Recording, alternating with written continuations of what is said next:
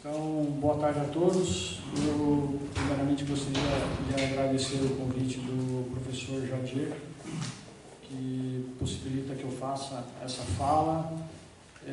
Ela tem um pouco a ver, na verdade, tudo a ver com aquilo que eu estou pesquisando para a minha tese de doutoramento. E a gente vai ver que muito do que eu vou dizer aqui está presente no nosso dia, né? O que me levou a estudar Agamben foi justamente o fato de ser advogado e estar cotidianamente brigando com o poder, né? Sobretudo porque eu advogo na área criminal e lido literalmente com o poder, né? Desde o delegado de polícia, do promotor de justiça e do juiz de direito. E todos nós sabemos que a partir de 2014, com o início da Operação Lava Jato e com o surgimento de um juiz-herói, de um Batman de toga, nós tivemos uma reviravolta no que tange aos direitos e garantias fundamentais aplicados ao processo penal.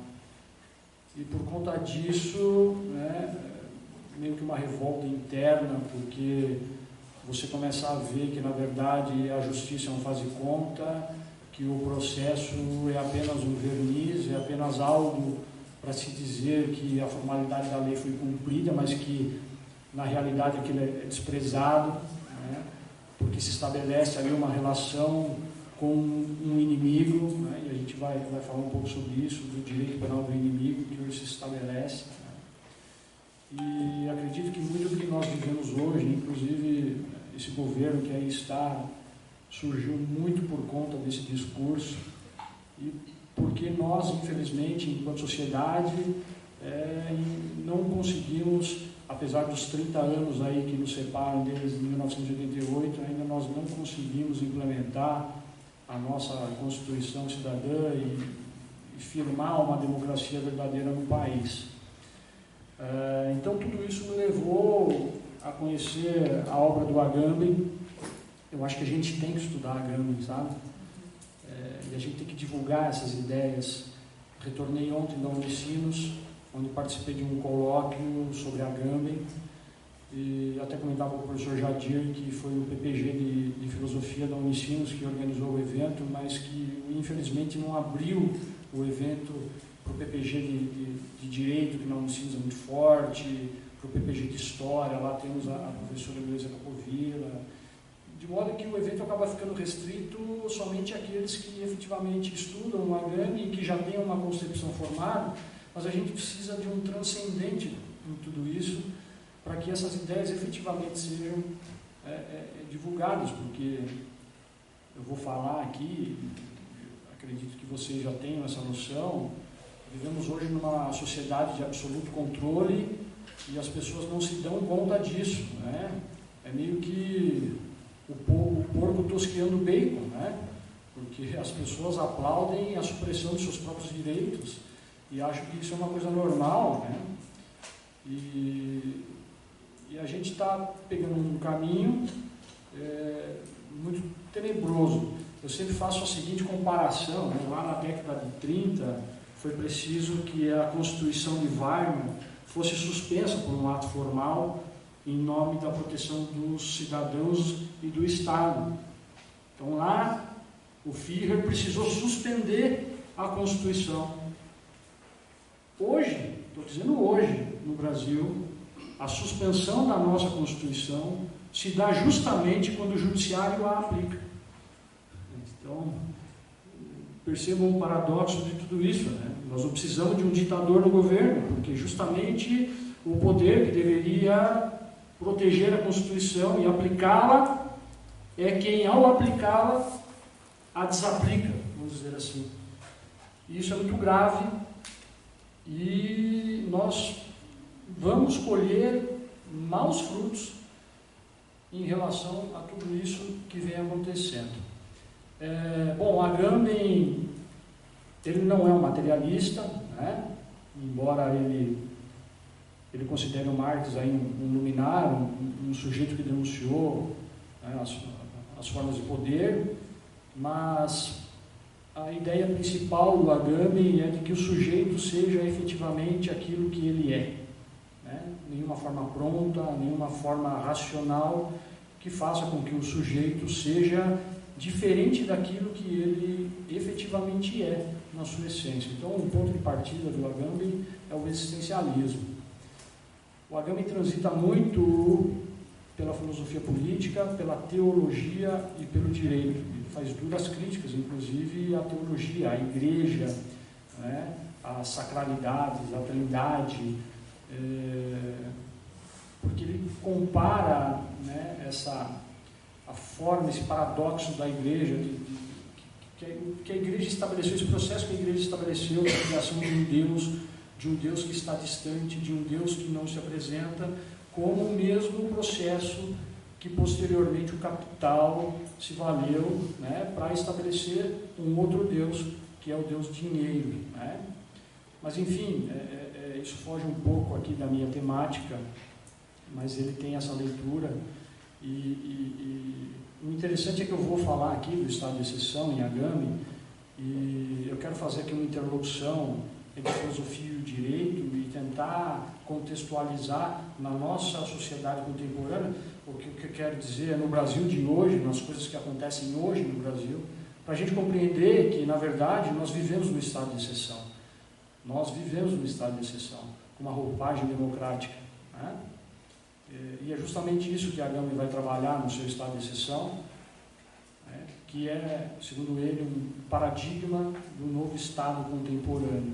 E a gente vai começar a perceber que, efetivamente, tudo isso que nós vivemos é muito perigoso, tanto do ponto de vista democrático, mas, sobretudo, naquilo que se refere com os direitos e garantias fundamentais de um indivíduo, dos cidadãos, né?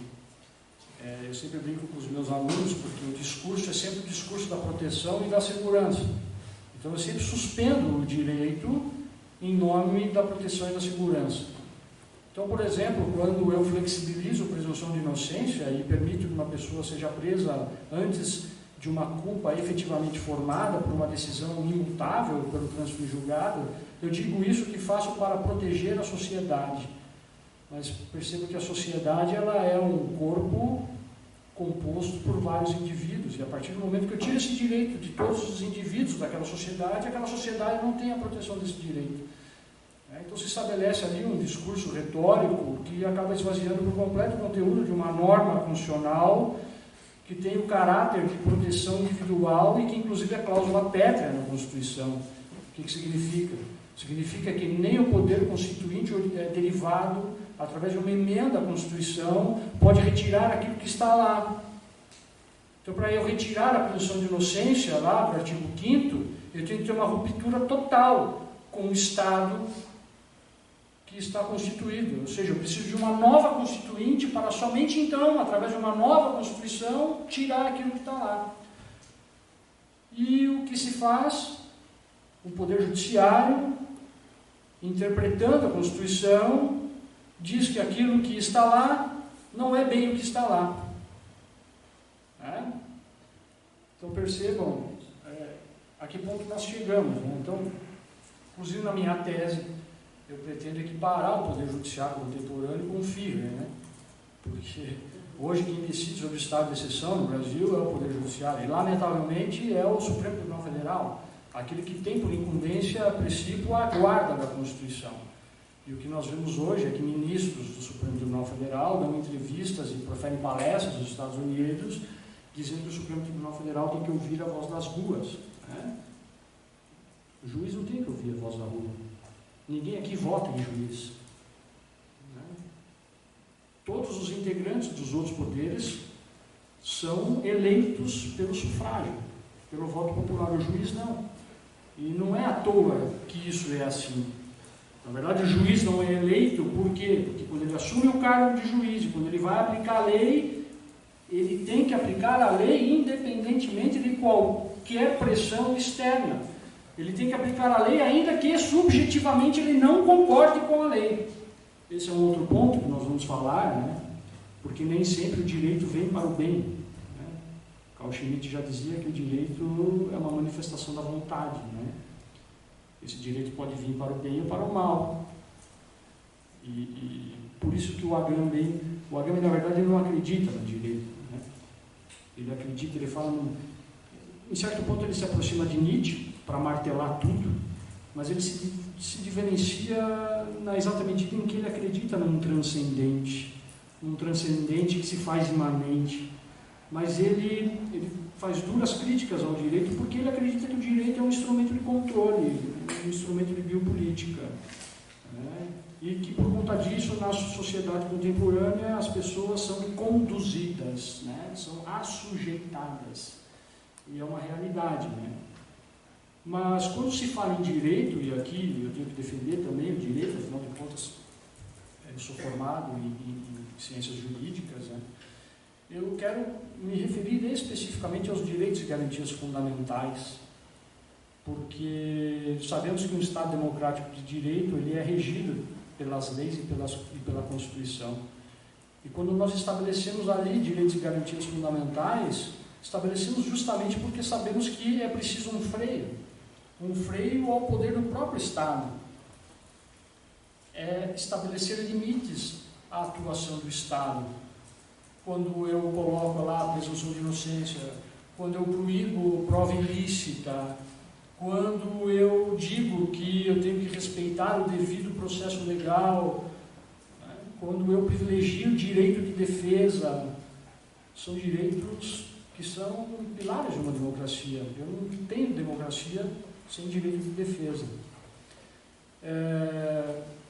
No Brasil, esse discurso é muito forte em relação à impunidade, né? Se você ligar o jornal, Datena e Batatinha, né?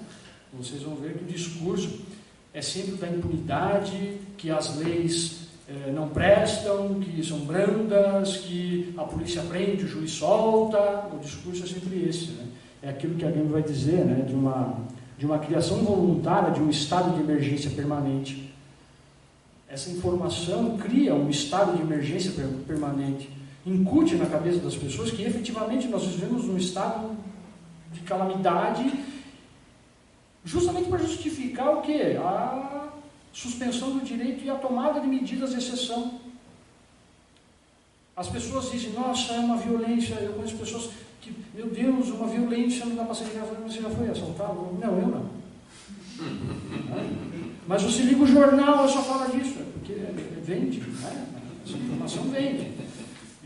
E aí vem um candidato a presidente da República fazendo sinal de arminha, que vai prender, que vai fazer não sei o quê, e as pessoas, porque o produtor rural vai poder sair matando todo mundo. Uma vez eu falei com o agricultor, eu falei, cara, ótimo, muito legal, né? Você só se esqueça que o homicídio não vai ser revogado no Código Penal, né? Porque, veja, ninguém aqui é proibido de matar ninguém. O Código Penal ele não estabelece uma conduta proibitiva. Percebam? A norma penal ela é sempre uma descrição de conduta positiva, salvo nos casos de crimes omissivos, onde eu tenho obrigação de agir e não ajo. Mas, via de regra, o Código Penal estabelece uma conduta positiva. O artigo 121 do Código diz lá, matar alguém. Ele não diz não matar alguém. Ele diz matar alguém, pena de tanto a tanto. Né? Subtrair coisa alheia móvel. Ele não diz lá não subtrair coisa alheia móvel. Ou seja, vai da racionalidade da pessoa saber se mata ou se não mata. Se ele mata, ele sabe que está sujeito a pena de tanto a tanto. Então, as pessoas acham que agora vão poder sair comprando arma e sair matando as pessoas, né? E que vão sair impunes, enfim. Mas esse discurso da violência, da insegurança, ele é tão difundido nas mídias e na imprensa como um todo, que as pessoas acabam ficando bitoladas naquilo e acreditam realmente que não podem colocar o pé na rua. E aí acabam aplaudindo todas as medidas de exceção que são adotadas para combater a violência e a criminalidade e agora os políticos. Né? Eu trouxe aqui alguns dados que depois eu vou passar para vocês, e medidas de exceção que são tomadas no Brasil, sobretudo naqueles territórios de periferia, favelas do Rio de Janeiro, bairros pobres de São Paulo, que o professor Pedro Estevam Serrano, de Direito Constitucional da PUC São Paulo, ele faz uma análise muito interessante em relação a esses territórios, que ele fala que esses territórios são territórios de exceção permanente, que as pessoas que ali vivem são pessoas, né, praticamente que vivem uma vida nua, né? São pessoas excluídas, muitas vezes sem a proteção jurídica e política, e que a presença da polícia militar naqueles territórios não se dá como forma de estabelecer ali uma segurança jurídica, mas sim como forma de uma ocupação do poder do Estado naqueles territórios. E a gente vai ver aqui algumas decisões do nosso Poder Judiciário, né, em relação a esses territórios, que demonstram que efetivamente são territórios de exceção. Para a gente poder compreender um pouco o que vem a ser o estado de exceção, e essa expressão apareceu primeiramente lá em 1921, através de Carl Schmitt, né? A ideia que se tinha no estabelecimento de um estado de exceção era sempre para combater um inimigo externo. Então, eu suspendia o direito porque havia uma iminência, né, de um risco externo, guerras, né, coisas desse gênero. E isso começou, né, desde lá da década de 20 a ser trabalhado dentro do direito, enfim, a ponto de nós termos nas constituições democráticas a previsão de estado de sítio, estado de exceção, enfim. E o estado de exceção nada mais é do que a própria suspensão do direito. Eu suspendo o direito diante de uma ameaça, via de regra externa, para estabelecer a segurança do território, do Estado e dos cidadãos. Mas a partir do momento que eu suspendo o direito, eu faço uma exclusão e ao mesmo tempo uma inclusão, porque eu excluo o direito, mas incluo na exceção. Isso ocorre hoje no Brasil, mas a nível interno. Né? Já aconteceu antes no Brasil também a nível interno, né? Quando tivemos lá o golpe de 64, o inimigo, a ameaça eram os comunistas, enfim. Hoje a ameaça é sempre o bandido e o criminoso. Mas não se sabe quem é o bandido e o criminoso. Então todos nós estamos sujeitos a medidas de exceção, né? E a medida de exceção trabalha justamente com o poder. E quando falamos em poder, óbvio, o meu enfoque aqui é o poder judiciário, mas o guarda de trânsito da esquina tem poder.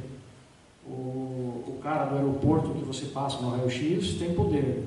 A guarda municipal tem poder. O promotor tem poder. O delegado tem poder. Né? E muitas vezes esse poder, sobretudo a polícia, né? Porque quando você é parado pela polícia numa rua escura à noite, é você contra eles, a sua palavra contra eles. E tem uma tese, eu não me recordo agora o nome, eu sei que é um delegado de polícia que fez uma tese de doutorado no Rio de Janeiro, falando em Agame, estou querendo lembrar o nome da tese dele, mas ele trabalha com a questão dos autos de resistência que a polícia do Rio de Janeiro usa para justificar a morte de pessoas em confronto com a polícia.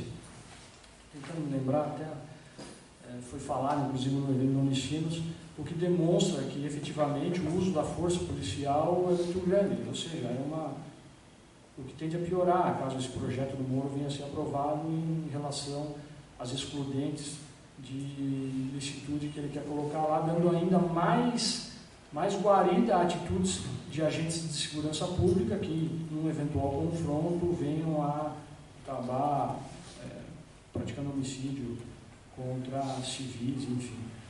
Mas ele trabalha justamente isso, né? A ponto do Exército proferir 257 tiros, não foi 80, né? 257 tiros num veículo porque se confundiu, né? Isso num território marcado pela exceção, porque era um bairro da periferia do estado do Rio de Janeiro, e ao invés de parar e pedir a identificação do cidadão, não, a execução é sumária, né? Porque eu confundi o carro, eu vejo 257 tiros, mato uma pessoa e tudo isso porque o Estado se confundiu e eles estavam perseguindo, havia uma notícia de um roubo de um carro e aquilo é praticado daquela forma. Mas o que a gente não pode esquecer é que, a despeito desse estado de exceção ele ser mais aferível em territórios mais pobres, né? Nenhum de nós aqui está isento de ser vítima desse estado de exceção que eu me refiro. Porque esse estado de exceção que eu me refiro é justamente o estado de exceção na suspensão dos próprios direitos. Então eu sempre digo para meus alunos, né, porque eles chegam na faculdade, eu parei de dar aula no primeiro ano porque eu não aguentava, eu ia acabar matando o aluno, né?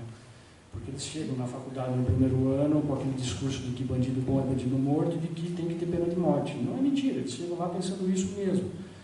Teve um dia que eu até saí da sala de aula, tem a professora Cátia Solomão, que eu acho que é doutorando aqui, que eu falei para ela, olha, vá trabalhar a dignidade da pessoa humana desse povo, porque senão eu não entro mais na sala de aula. Porque é incrível que eles chegam na sala de aula, numa faculdade de direito, defendendo pena de morte, dizendo que bandido bom é bandido morto e que direitos humanos para humanos direitos. Então, às vezes você fica desanimado, né? Porque a gente está ali para demonstrar que a coisa não é bem assim. Né? E você desmistificar esse senso comum dentro da universidade, sobretudo da universidade particular, é muito complicado. Então demora. Né? Então, eu acabei saindo no primeiro ano porque eu ia ficar louco. Mas essa é uma verdade muito grande. Né? O que se estabelece hoje, dentro do trabalho que eu estou fazendo, eu faço toda essa análise em relação ao estado de exceção, trago ele para dentro, ou seja, no plano interno, para mostrar como esse discurso da impunidade e da violência fomenta esse estado de emergência permanente que legitima, na outra ponta, a suspensão de direitos e garantias fundamentais, colocando toda uma sociedade em risco, né, em nome da segurança e da ordem, porque o risco disso é muito grande. Porque, aqui está o Celito, que não me deixa mentir, né? Nós temos um problema muito grave hoje em relação ao direito, que é a questão dos precedentes. Né? Então, quando eu tenho uma decisão tomada nesse sentido, eu abro um precedente para que essa decisão possa ser adotada em diversos outros casos. Né? E a questão dos precedentes, ela veio para o processo civil em 2015, que também é um instituto que é importado lá do Common Law, mas que tem reflexo também no processo penal. Né? Eu sempre digo que hoje a gente vive um positivismo jurisprudencialista, né? Mais ou menos assim, porque não me importa mais o que diz a lei, o que importa é o que o tribunal decide, ainda que ele decida contrariamente à lei. É aquilo que o professor Lênin vai dizer, né? Que o direito não é aquilo que diz a lei, mas sim aquilo que os juízes e os tribunais dizem que a lei diz, ainda que a desdigam. Então, isso é muito grave, porque se eu tenho um ordenamento jurídico, é justamente para possibilitar que o cidadão tenha a exata compreensão de qual é o espaço da sua liberdade. E a partir do momento que eu não tenho segurança em abrir a Constituição e ler lá, isso é assim, mas não é tão assim, por quê? Porque um juiz vai aplicar diferente. Mas como assim? Não está na lei que é assim? Aí você, advogado, diz, está na lei. Mas o juiz pode aplicar diferente? Aí você vai dizer, pode. Mas como assim ele pode? Compreendo fragilidade do sistema, né? Porque o juiz não decide de acordo com o que está na lei, o juiz decide de acordo com aquilo que ele acha. Né? Eu me recordo que na época que se discutia a reforma trabalhista, eu não sou da área trabalhista, mas conversando com outros colegas e assistindo palestras, a professora Aldacir, da UFPR, uma vez deu uma palestra ali em Cascavel, falando sobre como isso prejudicaria, como a reforma prejudicaria o direito dos trabalhadores, enfim. Então, de certa forma, eu era contra, né, sem compreender a fundo o direito do trabalho, que não é minha área, mas eu tinha uma noção de que aquilo efetivamente vinha para prejudicar direitos. Eu sou contra qualquer reforma, o princípio do retrocesso, retroceder nunca. Né? Então, se a gente conquistou direitos, a gente tem que mantê-los ou expandi-los, nunca retroceder para diminuí-los. Então, eu tinha essa compreensão, mas... E assistindo uma vez a TV, não me recordo se era a TV Justiça, enfim, uma entrevista de um juiz do trabalho, eu acho que de Minas Gerais, ele era contra a reforma, é louvável, porque ele era um juiz do trabalho contra a reforma, mas ele dizia, eu não vou aplicar a reforma da Previdência. Daí pensei comigo, falei, bom, então ele vai pedir exoneração do cargo, né? Porque se ele for juiz gostando ou não da reforma, a partir do momento que a reforma é aprovada, ele tem que aplicar, independentemente de gostar ou não gostar. Ele poderia até ter dito, olha, considero que existem alguns pontos na reforma que são inconstitucionais, e se eu vier a ser provocado a decidir sobre o assunto, eu posso declarar a inconstitucionalidade de forma incidental, porque eu, ainda que seja o juiz de primeira instância, posso fazer um controle aberto de constitucionalidade, enfim, mas dizer que não vai aplicar, né? E aí é que está a questão do direito, né? Porque o autoritarismo do Estado, ele, via de regra, se manifesta através do direito. Né? O nosso ilustríssimo presidente, no Dia do Trabalho, promulgou uma medida provisória, 881 de 2009, a tal da medida provisória da liberdade econômica, onde ele altera o Código Civil, dentre outras coisas, ele altera o Código Civil por medida provisória. Ou seja, ele retira a possibilidade de uma discussão ampla no parlamento, que é onde a democracia se manifesta, ainda que deficitariamente, mas é lá que se manifesta a democracia, impondo a sua vontade, aí está Carl Schmitt, né, que o direito é uma manifestação de vontade, e ele retira do Código Civil, dentre outras coisas lá, a função social do contrato, dando ênfase à liberdade econômica, privilegiando o mercado, em nome do mercado, em nome do capital, colocando em risco, inclusive, o próprio Código de Defesa do Consumidor, porque, veja, até 2002 o nosso Código Civil era de 1916. Então, lá em matéria contratual, né, Celito, nós tínhamos ali o princípio do pacta sunt servanda a risco, né, aquela expressão, o contrato faz lei entre as partes, era uma máxima, né, o Estado pouco podia intervir num contrato feito entre particulares, por quê? Porque o contrato representava efetivamente a vontade das partes. Veio a Constituição de 88, né, estabeleceu um novo panorama no país, uma Constituição democrática, que pretendeu estabelecer um sistema acusatório por processo penal, que colocou a família, né, como prioridade do Estado, e em 2002 veio o Código Civil, e desde então a sociedade vem numa transformação muito grande, né, sobretudo nas questões relacionadas a direito de família, né, mas a partir de então nós passamos a ter aquilo que a gente denomina de constitucionalização do direito civil, de modo que inclusive os contratos, né, que era uma matéria eminentemente privada, passaram a admitir uma certa interferência do Estado, através do Poder Judiciário, justamente para garantir equilíbrio, né? E isso foi retirado através de medida provisória. Agora, né, em maio, já está em vigor. Tivemos o decreto do desarmamento, ou seja, o decreto, ele também estabelece uma mudança numa lei significativa sem que isso passe efetivamente pelo parlamento. Tivemos também um decreto em relação a questões ambientais, onde ele diminuiu drasticamente a autonomia do IBAMA para fiscalização e aplicação de multas administrativas, etc. E também me parece que foi por decreto que ele mexeu recentemente no direito do trabalho, em relação à insalubridade, enfim, né? Então vejam como o direito é sempre a arma utilizada para a imposição de um poder e de uma nova ordem. E aí a importância de eu ter dentro da Constituição, né, direitos e garantias fundamentais. Por quê? Porque é justamente isso que vai impedir que medidas de exceções sejam adotadas. Mas o que eu faço então para conseguir estabelecer medidas de exceções? Eu suspendo o próprio direito na medida que eu aplico.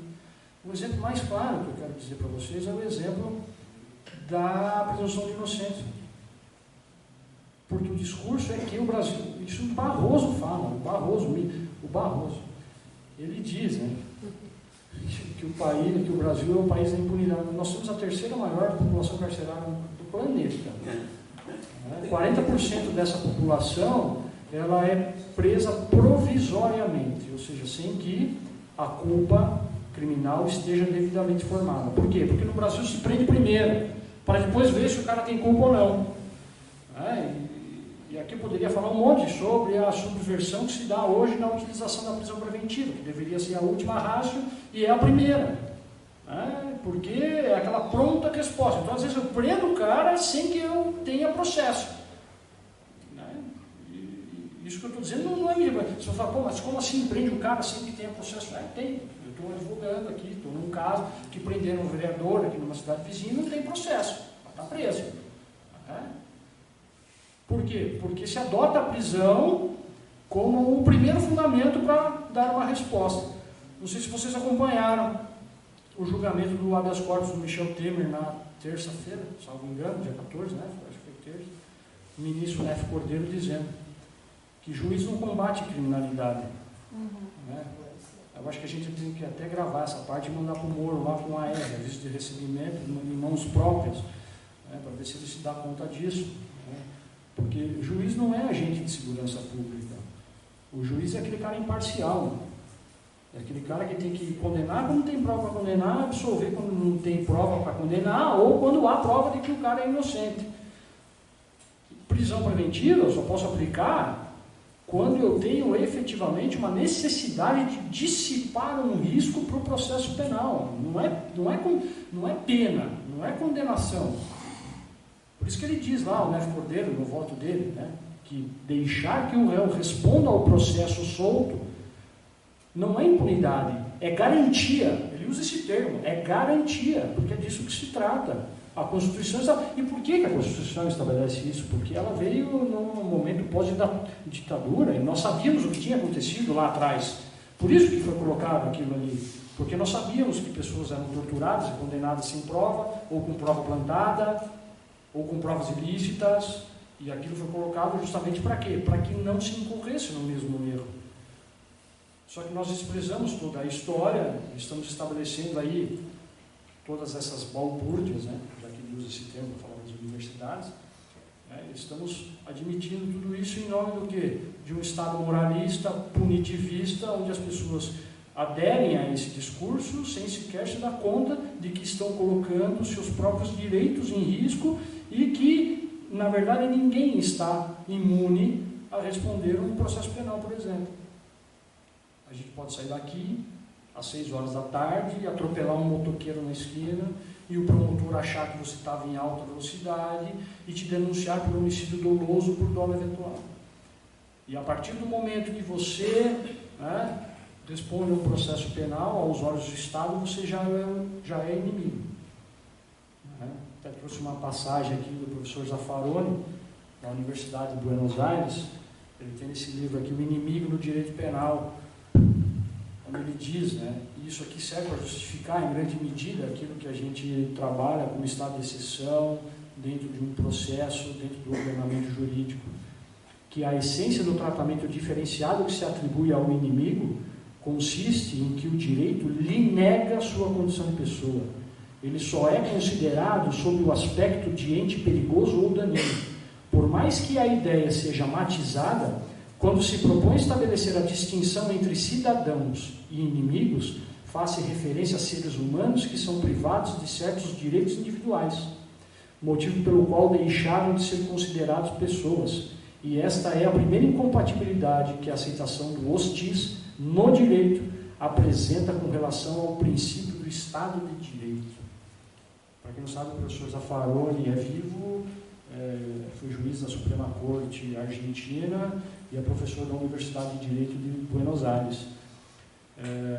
Então, essa é uma verdade, porque a partir do momento que o sujeito responde a um processo penal, ele já é tido como inimigo. E a coisa piora se ele for preto, pobre e da periferia. E se não tiver condições de contratar um advogado e tiver que ser defendido pela Defensoria Pública. E a minha crítica não é a Defensoria Pública, que faz um excelente trabalho. Eu sou amigo de excelentes defensores públicos no estado do Rio de Janeiro, no estado de São Paulo, mas no Paraná ela é deficitária, via de regra, nomeia-se advogados particulares para fazer a defesa de pessoas necessitadas, e nem sempre esses colegas atuam com afinco na causa, porque, justamente por causa da questão monetária, eles fazem ali o proforme para dizer que houve processo e houve contraditório e houve ampla defesa, quando na verdade não houve. Então essas pessoas ficam à mercê, né, de todo esse sistema penal que é voltado. O nosso sistema penal e processual, sobretudo o processual penal, ele é de um caráter inquisitivo inegável. Então eu sempre digo e falo com meu filho, se algum dia eu sou professor de processo penal, disser que o nosso sistema processual penal é no mínimo misto, saia correndo da sala. Se ele disser que é acusatório, se taque a mochila na cabeça dele. Porque não é. O nosso Código de Processo Penal é de 1941, ele é uma cópia do Código Rocco fascista de 1930, Ao longo do tempo ele veio sofrendo algumas mudanças, mas a essência, a base, a estrutura continua inquisitória.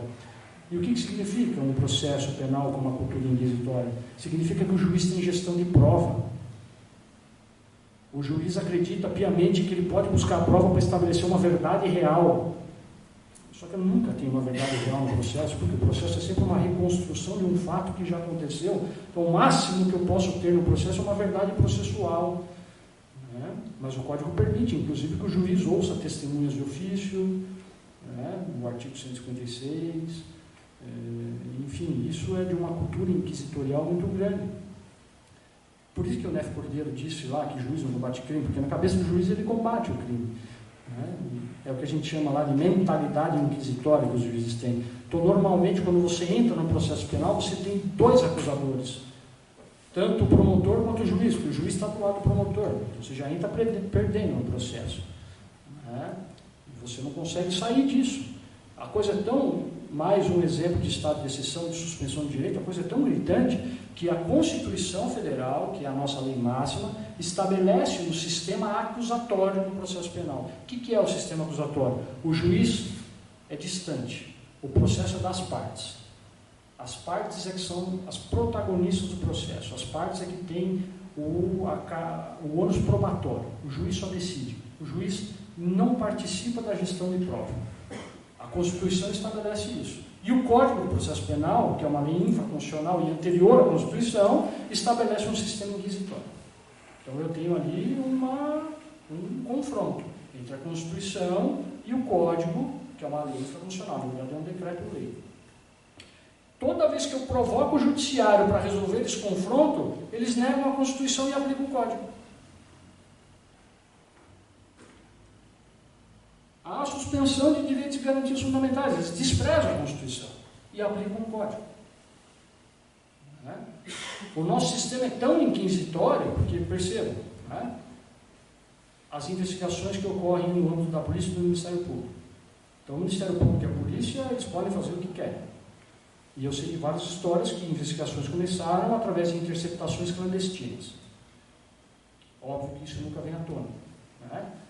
Mas aí começa uma investigação, o Ministério Público e a polícia ficam ali investigando 1 ano, 2 anos, e o cara só vai saber que está sendo investigado quando a polícia bate na porta dele às 6 horas da manhã, você está preso. Aí ele fala, nossa, estava sendo investigado. Sim, estava sendo investigado, o seu telefone estava grampeado, né? O seu sigilo bancário tinha sido quebrado, o seu sigilo telemático tinha sido quebrado, e tudo isso um juiz decretando. Então aquele juiz que decretou a quebra do sigilo telefônico, que decretou a quebra do sigilo bancário, que decretou a quebra do sigilo telemático, é o juiz que vai julgar você lá na frente da ação penal. Eu quero saber se esse juiz tem condição de ser imparcial no julgamento da ação penal ou não. Então, percebam como o nosso sistema inquisitório, lá no sistema verdadeiramente acusatório, e nós temos um projeto tramitando no Senado, PLS 156, para estabelecer um novo Código de Processo Penal com viés acusatório. No sistema acusatório, o juiz que participa da fase de investigação, ele está proibido de participar da fase judicial, justamente para ele não vir para o processo contaminado. Né? Tem um professor alemão, me fugiu o nome dele, mas ele trabalha uma teoria que chama teoria da dissonância cognitiva, ou seja, o cara está ali, o juiz está ali há 2 anos tomando medidas contra o fulano de tal, tem que quebrar, vem o Ministério Público, a polícia diz, tem que quebrar o sigilo telefônico do João, porque o João está cometendo crime, tem que quebrar o sigilo bancário do João, porque ele continua cometendo crime, tem que prender o João, porque ele cometeu crime, sem processo.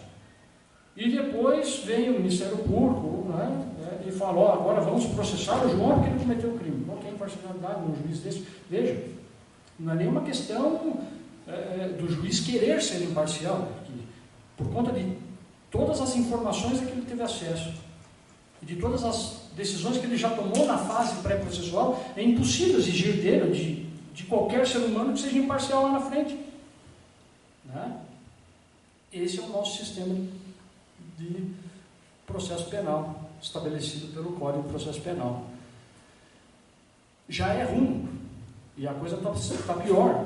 Está pior por quê? Porque justamente o poder que deveria garantir, que é o Poder Judiciário, que deveria aplicar a Constituição, não está aplicando. E aí que eu digo, né, que o Poder Judiciário, e eu bato muito na questão do Supremo, porque é ele que deveria fazer o controle por primeiro, ele deveria fazer o controle, não está fazendo, ele, ao aplicar a Constituição, ele suspende. E vejam que é muito grave quando eu digo, olha, o Hitler teve que, né, decretar a suspensão da Constituição. Pô, o cara é um tirano, né? Mas aqui no Brasil nós não precisamos nem disso. Basta que eu vá reivindicar um direito perante o Poder Judiciário que, ao aplicar a Constituição, ele suspende. Vejam a gravidade disso. Justamente aquele poder que tem a função de garante, porque essa é a função do Poder Judiciário, é a função de garante. Percebam que, a despeito de ser um poder do Estado, é a única porta que eu posso bater para me proteger de um ato do próprio Estado. Por isso que eu não voto em juiz. E por isso que não me interessa o que o juiz pensa. Eu, quando pego uma sentença ou uma decisão que o juiz põe assim, penso que, eu já fico arrepiado, porque quando eu vou para o judiciário, eu não quero saber o que o juiz pensa. Eu quero que ele aplique a lei. É lógico que a questão da interpretação envolve, de certa maneira, uma certa subjetividade. Mas não que essa subjetividade tenha que se sobrepor ao imperativo da própria norma. O que eu quero dizer com isso? Que o juiz não pode criar norma ou interpretar a norma. Porque senão eu tenho um esvaziamento. Qual que é a segurança jurídica que nós temos dentro de um país onde a legislação não vale nada? Eu estou sujeito ao que um determinado juiz entende. Então, imagine vocês advogados, chegam lá o cliente e falam, doutor, tem o dia de você abrir o código? Não, a lei te dá esse direito. Então, se eu entrar com uma ação, eu vou ganhar. Falo, não, depende. Mas depende do quê? Depende do juiz. Mas não está na lei? Sim, está na lei, mas o juiz pode entender diferente. E aí eu posso ter um juiz que entende de um modo, um juiz que entende de outro. Eu acho que até esse debate de ideias dentro do Poder Judiciário é salutar, mas em certa medida o que nós vemos hoje, e a Gami vai dizer isso, ele diz que quando temos um poder executivo e um poder legislativo ineficiente, isso abre espaço para o ativismo judicial. Então isso acontece.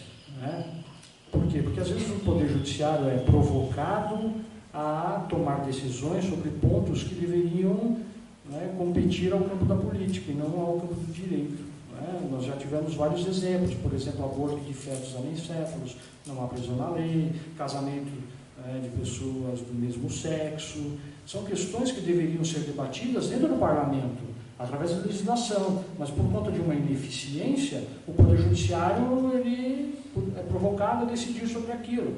Tá, legal, interessante. O problema é que, não raro, ele transborda esse ativismo judicial para outras esferas onde não há necessidade.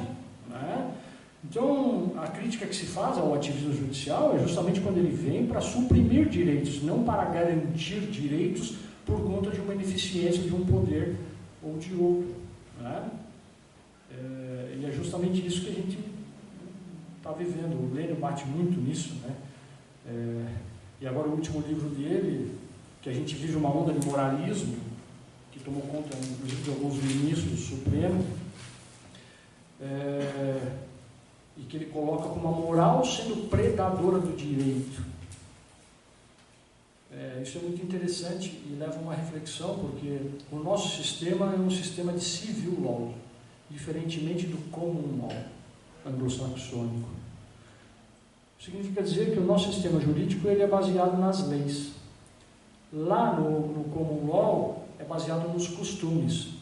Veja, quando eu digo costumes, a moral está lá, porque é uma principiologia. Então lá eu vou decidir de acordo com os costumes.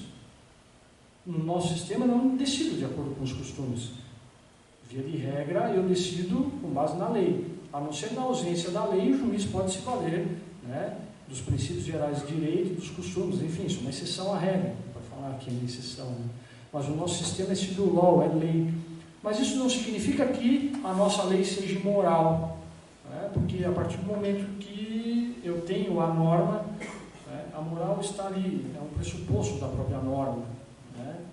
Mas quando eu venho com uma moral externa, ela se torna uma predadora do direito, porque abre margem para que eu não aplique, por exemplo, a presunção de inocência, porque eu acho que moralmente isso favorece corrupção, favorece criminalidade, percebam? Então ele vai trabalhar muito essa questão e hoje é muito isso que acontece, né? A gente vive essa onda moralista e isso é um perigo. Via de regra, eu tive uma decisão esses dias, numa ação de improbidade, que o juiz fixa uma multa no meu cliente e diz assim: fixo essa multa para você aprender que licitação é coisa séria. Quase que eu falei para ele: você é vovó ou é juiz de direito? Não é? Então, perceba, né, essa carga de subjetividade, porque qualquer juiz se acha autorizado a decidir de acordo com aquilo que ele pensa, desprezando a lei. E eles não têm mais pudor em decidir desse jeito. Tem juiz que fala: não, a lei diz isso, mas eu entendo que é um equívoco, e eu interpreto dessa maneira. Eles não têm mais pudor. O que eu estou dizendo aqui não é nenhum absurdo. Você imagine que você pega um juiz que fala: não, eu sei, a lei diz isso, mas eu não concordo, na minha interpretação é isso. Não é? E às vezes você recorre e não muda. O tribunal chancela às vezes. De tão absurdo que é a coisa. Para falar aqui um pouco das medidas e exceções que nós temos no Brasil, eu fiz um apanhado hoje.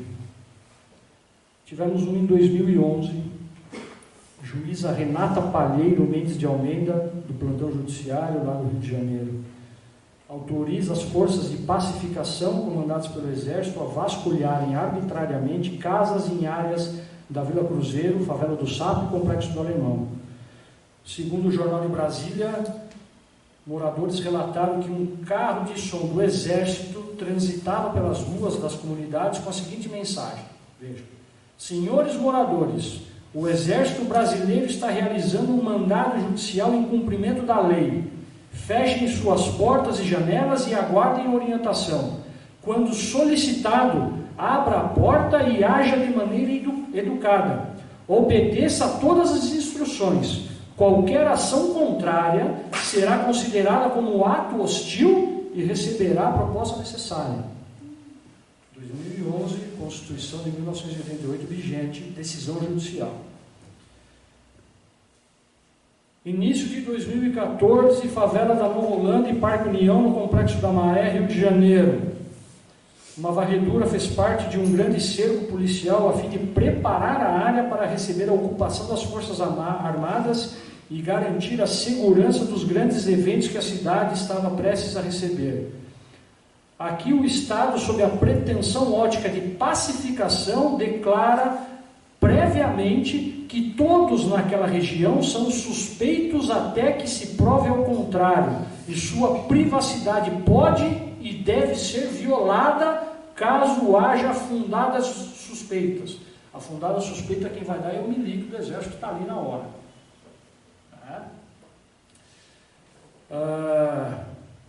A juíza que deu essa decisão foi entrevistada e teve uma lá que também autorizou nessa época buscas e apreensões coletivas na Cidade de Deus, no bairro do Rio de Janeiro, depois que 4 policiais militares morreram na queda do helicóptero. Lembra quando derrubaram um helicóptero lá no Rio de Janeiro da Polícia Militar durante uma operação de combate ao tráfico? Disse a juíza então na época que, em razão da situação excepcional, olha o estado de exceção aqui, diz ela: em tempos excepcionais, medidas também excepcionais são exigidas com o intuito de estabelecer a ordem pública. A gama. Na verdade, isso aqui é Carl Schmitt, né? Só faltou colocar a suástica na decisão dela, né?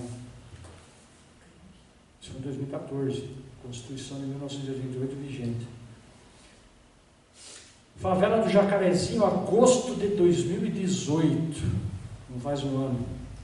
Após a morte de um policial civil da Coordenadoria de Recursos Especiais, CORE, as polícias civil e militar elaboraram uma grande operação para vingar o companheiro que veio a óbito. Tal operação dura cerca de 9 dias consecutivos, todos eles com mandado genérico, e custa a vida de 7 pessoas. Lembra aquela questão dos mandados de busca e apreensão genéricos? Ou seja, toda vez que um juiz expede um mandado de busca e apreensão, o mandado tem que especificar o local, qual é o objeto, né, que vai ser apreendido e vasculhado. Aqui foram expedidos mandados de busca e apreensão genéricos para cumprimento aqui nessa favela do Jacarezinho, que autorizava a polícia simplesmente a entrar na casa de qualquer um, vasculhar a vida de qualquer um, por conta de uma autorização judicial. Então, o Estado, ao realizar operações policiais ou pacificar as comunidades, que a gente vem batendo, né? Veja, eu não posso desprezar as regras estabelecidas democraticamente para combater o crime organizado. Eu não posso suspender o direito para fazer esse tipo de coisa, onde qualquer pessoa aqui se torna suspeito. E qualquer pessoa pode ser morta e a ação do policial pode ser legitimada por uma fundada suspeita dele. Estado de exceção puro. Aí eu pergunto, nós vivemos num Estado democrático de direito? Se sim, como decisões judiciais como estas são possíveis? Percebam o buraco que a gente está se enfiando. Estamos falando do Supremo Tribunal Federal. O ministro Dias Toffoli instaurou um procedimento, um inquérito de ofício. Não, Torquemada se mexeu no caixão, né? Porque aquele que vai julgar é aquele que abre a investigação, que determina a busca e apreensão, que determina a prisão e que depois vai julgar. E aí eu acho engraçado, né? Porque vem a Raquel Dodge e diz, olha, isso não pode, porque o nosso sistema é acusatório. Eu falei, bom, então você avisa isso para o Ministério Público, porque eles acho que não sabem disso. Se sabem, fazem vista grossa, porque é nisso que a gente está implicado. Então, quando o Agamben diz que o estado de exceção é um paradigma dos estados modernos, inclusive aqueles que se dizem democráticos, é uma verdade. Né? Então, a gente precisa começar a combater esse tipo de coisa, porque quem é o inimigo? Né? E hoje, com esse discurso que se propaga de crimes de colarinho branco, tal, ninguém mais está imune. Porque se prende um estudante, ele era estudante de universidade, era maconheiro, tinha que estar preso mesmo. Se prende um advogado, é vagabundo, advogado é um vagabundo, tem que ser preso mesmo. A coisa é por aí. Esse é um outro problema, né? Conversava com o professor Chiota esses dias, e eu li um artigo do Habermas sobre isso, falando sobre a idiotização da sociedade. Saiu num sitezinho, acho que eu até mandei para o professor Chiota, né? Porque as pessoas acreditam naquilo que elas recebem no WhatsApp e tomam aquilo como uma verdade. Porque quem forma opinião hoje não é mais o Zaffaroni, não é mais o Kant, não são mais os pensadores. Hoje quem forma opinião é o Augusto Nunes da Jovem Pan, é o José Luiz da Atena, esses caras que formam opinião. Então a sociedade vira uma idiota. As pessoas se tornam idiotas porque acreditam nisso. E aí aderem a esse discurso e começam a aplaudir esse tipo de medida. Porque se você sair aqui na rua em Toledo e falar, olha, a polícia cumpriu um monte de mandado de prisão e busca e apreensão, genéricos na favela, a hora que você falar favela, o cara fala, mas tá certo. Tem que fazer isso mesmo. É tudo vagabundo. Né? Isso explica o motivo pelo qual nós temos esse cara lá, né? Não é por acaso. O cara está lá, né? Qual que é a perspectiva que nós temos numa sociedade dessa? É isso que eu quero, é isso que eu pergunto, né? Nós temos saído de uma sociedade dessa? Esse é o problema, né? A democracia é cara por isso. Né? Mas ainda assim a gente tem que respeitar. Mas, e é justo por isso que querem acabar com as universidades, sobretudo as públicas, né? Porque eu tive diversas discussões na universidade particular, porque eu sou um cara crítico, porque eu aponto, nas minhas aulas eu falo contra o direito e falo, não é falar mal, mas eu critico o judiciário, eu critico o Ministério Público, mas na particular eles não gostam. Mas eu falo. Né? Mas na universidade pública há esse espaço de liberdade, né? É onde efetivamente Eu acho que é nas universidades públicas, efetivamente, que a democracia se manifesta, porque se a gente for depender também do parlamento, né, enfim, eu acho que o Rancière, lá no livro dele, fala muito bem isso, né, da questão dos interesses. A política não está no parlamento. Né? Então, eu acho que a gente tem que fomentar, por isso que eu digo que a gente tem que trabalhar mais a Gandhi, até porque o Gandhi ele bebe na fonte do Foucault, da Hannah Arendt, do Walter Benjamin, do próprio Heidegger, né? E a gente tem que começar a difundir isso, porque as pessoas, não é possível que as pessoas não se deem conta de que seus próprios direitos estão ameaçados. Então é muito bonito. Eu mandei um artigo para o professor Chiota, não sei se ele leu, mas é do Ney Belo, um desembargador federal da primeira região, onde ele fala sobre essa questão do juiz ouvir a voz das ruas. Ele bate nisso. Foi essa semana, não sei se acompanhou, estava com o Jur, não sei se foi segundo ou terço, mas ele bate e fala, juiz não tem que ouvir a voz das ruas, porque o Barroso vive dizendo que tem, mas não tem que ouvir. Porque hoje a tiazinha está lá passando roupa, fazendo um bolo na cozinha, ouvindo da Atena, e aquilo cria nela uma imagem de que é preciso prender, de que a polícia pode matar, e de que a suspensão, de que a Constituição é boa demais, né? Já ouviram isso? É muito direito, eles dizem. Essa Constituição, nós estamos nessa impunidade porque a Constituição é assim. Tem que mudar. Porra, dá vontade de falar, cara, você é um idiota, né? Porque a Constituição protege você. Você quer o quê? Acabar com a Constituição e estabelecer o quê? Né? Então cerca a sua casa, mete aí uma placa, prisão, não vai cair de dentro. Não é? A gente está chegando nesse ponto. E as pessoas não se dão conta disso. Mas daí quando o neto dessa vovozinha é preso fumando maconha, meu Deus do céu. Né? Aí ela vai querer todos os seus direitos e garantias respeitados, né? Quando é com o outro é muito fácil, agora quando é com a gente. Eu acho muito engraçado, porque eu via lá em Cascavel um monte de empresário da adesivo do Bolsonaro e apoia a Lava Jato, não sei o quê, né? Até que um foi no meu escritório porque estava sendo processado por sonegação de imposto. Eu falei, nossa, você, cara, sonegando imposto? Porra! Ele ficou bravo, foi embora engraçado. Amigo meu, engenheiro. Né? Mas o presidente falava que sonegava. Tem uma entrevista sobre ele. Falava que é. Bom, não sei quanto tempo eu já falei aqui, Jadir. 58 minutos. Falei 1 hora. Fugi um pouco da filosofia, mas percebo que a ideia de estado de exceção em Agama está sempre presente nessas análises, para a gente começar a compreender de que não basta formalmente a gente ter estabelecido um Estado democrático de direito, sem que as garantias e os direitos fundamentais sejam efetivamente respeitados. Porque é pilar de uma democracia o próprio direito de defesa.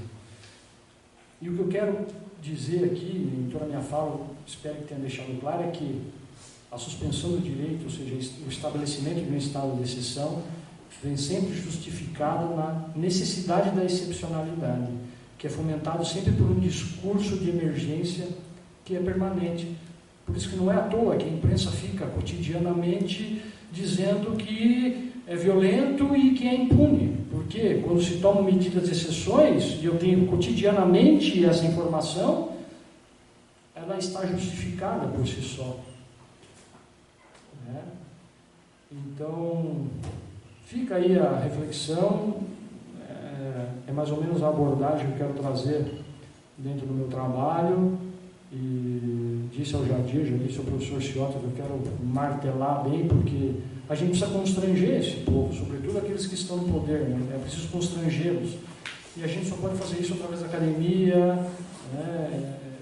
Divulgando essas ideias. Por isso que eu falo da necessidade da gente trabalhar esses autores contemporâneos, né? Agamben, Zizek, para a gente, o Rancière, para a gente começar a mostrar, falar, pô, esses caras estão aí, eles estão vivendo isso, então se eles estão escrevendo isso não é à toa, né? Para a gente começar a tentar mudar um pouco isso. Então eu agradeço, espero que não tenha sido cansativo e que tenha sido de alguma forma valioso. Muito obrigado.